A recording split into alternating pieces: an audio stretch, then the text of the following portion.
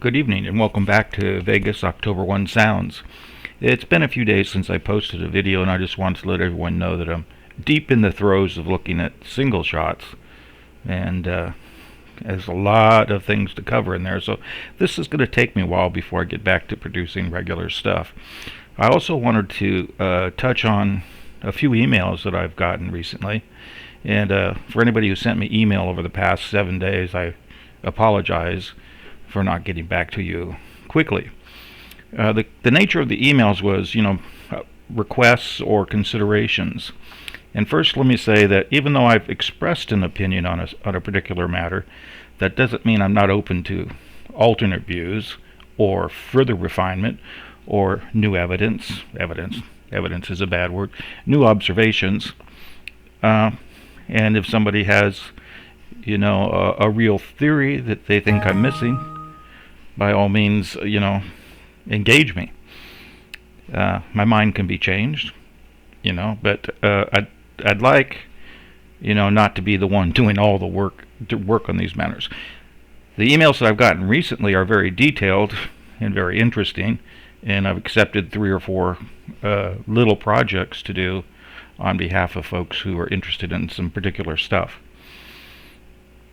So once again, my purpose is not to intimidate or to completely eliminate all other possibilities. It just, with the data that I have, some things seem highly unlikely. So, never be intimidated. Always feel free to ask questions. Let me know if I'm, being a little obtuse or a little harsh or a little critical.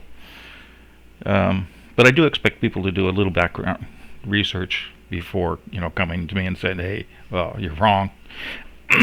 But anyway, a background image I have here has nothing to do with the subject of this video, but just by way of explanation, this is a log frequency plot for Raymond Page Volley 5 bursts 1, 2, and 3, showing up here, of course, as usual, the sonic cracks, and down here, as usual, the muzzle blasts. And this is not 2 overlapping guns. This is 1 gun firing, multiple shots, and each shot producing 2 different patterns.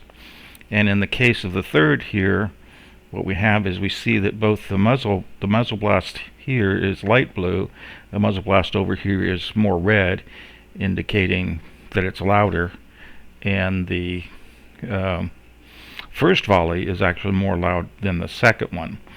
So when you listen to this, the muzzle blasts on the third burst are not going to be as prominent as the first and second one, and the second one's not going to be as prominent as the first. They're still there.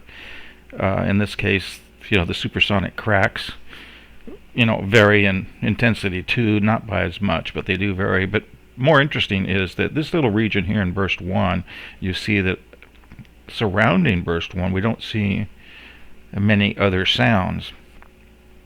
Now there was stuff going on, it's just that these sounds were so loud that the background noise fades off into the distance.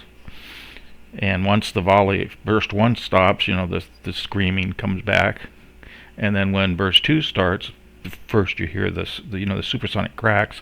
Those are loud enough to suppress whatever might be going on there. Whereas in the third burst, you see that we clearly have some vocalizations going on up here that are pretty loud, but during the first few rounds of the supersonic cracks, and that's because you can hear those because these sounds, both supersonic and muzzle, generally are less loud than the earlier ones. And you can say, and you ask, well, how can that be? Well, I haven't gotten into it a lot, but the muzzle blast is not truly omnidirectional and equal proportions and same loudness in all directions. It turns out that it is quite directional. So as somebody's up there waving their gun around, the intensity of the muzzle blast will vary based upon, how close it is pointing to your position. But anyway, that's a little bit. And look for me in about 4 or 5 days after I get some stuff done, about Monday or Tuesday of next week, and we'll catch you then. Have a good evening.